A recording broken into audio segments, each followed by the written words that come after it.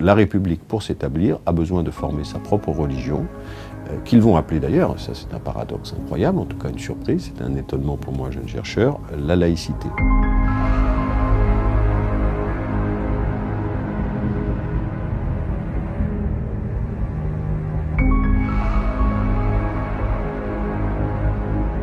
Voici une image extrêmement symbolique et explicite quant à la profonde nature de la franc-maçonnerie et de la Révolution dite française. Cette représentation datant du début du XXe siècle, création du Grand Orient de France, est intitulée « L'homme nouveau, né de la Révolution française ».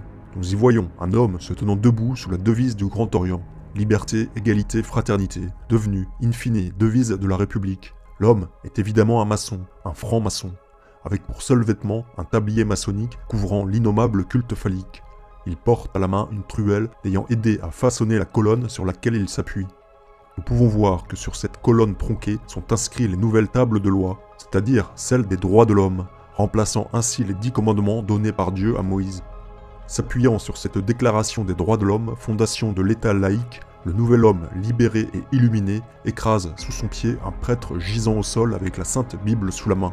Nous voyons également, éparpillés au sol, tiers papales et mitres des évêques, mais aussi les couronnes des monarques chrétiens, symboliquement poignardés par l'homme nouveau luciférien, adepte du non serviam.